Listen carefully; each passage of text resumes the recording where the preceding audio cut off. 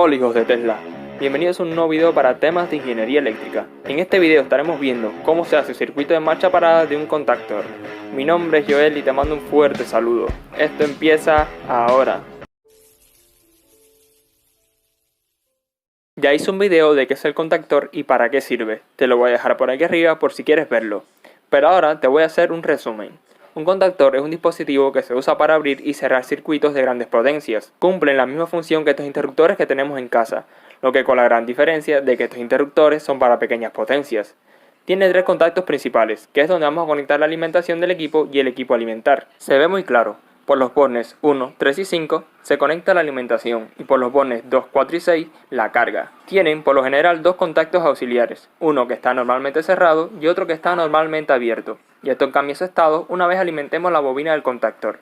O sea, el que está cerrado se abre y el que está abierto se cierra. Al igual también, si se desea, se le pueden acoplar más contactos auxiliares. Tienen los bornes A1 y A2, que son los bornes de la bobina que mencionamos anteriormente.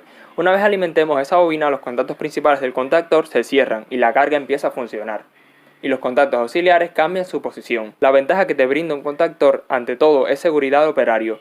No porque proteja, ya que el contactor no es una protección eléctrica, sino por el cómo funciona. Me explico. Como mencionamos anteriormente, el contactor para que cierre sus contactos principales y la carga funcione, tenemos que alimentar por los bornes A1 y A2, que no son más que los bornes de su bobina. Lo que pasa es que esa bobina trabaja con bajos niveles de potencia. Eso se traduce en que el operario, para hacer que equipos de grandes potencias funcionen, va a manipular bajas potencias, lo cual es mucho más seguro. Otro punto a favor de la seguridad que te da un contactor es que haciendo el circuito de marcha parada vas a poder accionar el contactor a distancia.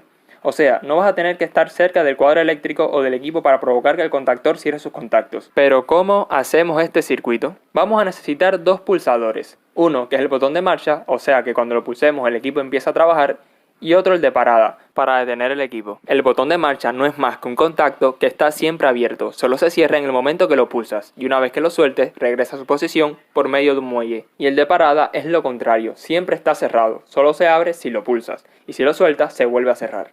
Antes de hacer la conexión vamos a echarle un vistazo al siguiente esquema. Esto es un esquema de un arranque directo por medio de un contactor. Por un lado tenemos el esquema de fuerza y por otro el de mando. La parte de fuerza es donde está lo que viene siendo la alimentación del motor y el motor en sí. KM quiere decir que es un contactor lo que está conectado.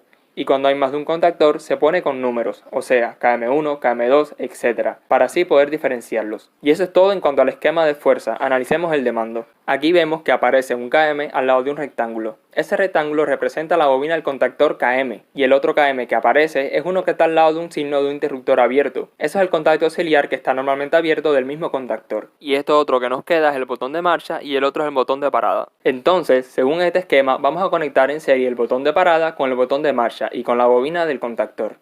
Y al botón de marcha se le conecta en paralelo el contacto que está normalmente abierto. A lo mejor con esta imagen te queda mucho más claro. Y por último, alimentamos este circuito que acabamos de armar. El voltaje con el que vamos a alimentar el circuito de mando depende del voltaje para el que esté hecho la bobina. Hay contactores que su bobina es de 24 voltios de corriente directa, hay otros de 110 de corriente alterna. Eso es algo que varía de contactor a contactor, al igual que no todos los contactores están diseñados para las mismas aplicaciones. Por ejemplo, hay contactores que están diseñados para cargas poco inductivas, como por ejemplo calefacciones eléctricas, lámparas incandescentes, etc. Un contactor que esté diseñado para este tipo de cargas no podemos usarlo para accionar motores eléctricos. De ahí sus clasificaciones, AC1, AC2, AC3, etc. Pero volviendo al esquema, a lo mejor te estás preguntando por qué se conecta el contacto que está normalmente abierto en paralelo con el botón de marcha. Verás, si no lo hiciéramos al pulsar el botón de marcha, el motor o la carga en particular empezaría a funcionar, porque recuerden que el botón de marcha es como un contacto que está siempre abierto. Solo se cierra si lo pulsamos. Por lo tanto, al pulsarlo, estamos cerrando el circuito de la bobina del contactor y entonces este va a cerrar sus contactos principales. El problema es que cuando sueltes el botón, el circuito de mando se va a abrir y ya no le va a llegar corriente a la bobina. Y entonces los contactos principales del contactor se abren y la carga se detiene. Pero si conectamos en paralelo el contacto que está normalmente abierto con el botón de marcha, el motor no se va a detener aunque soltemos el botón. Esto es porque al alimentar la bobina, los contactos auxiliares cambian su posición. O sea, el que está normalmente abierto se cierra, permitiendo que a la bobina le siga llegando corriente. Esto se llama circuito de autoenclavamiento. Para detener el motor lo hacemos pulsando el botón de stop, que recuerde que es un contacto que está cerrado, solo se va a abrir si lo pulsas. Y al abrirse se corta la corriente que está llegando hacia la bobina. Los contactos principales se van a abrir y el contacto auxiliar que está normalmente abierto vuelve a estar abierto.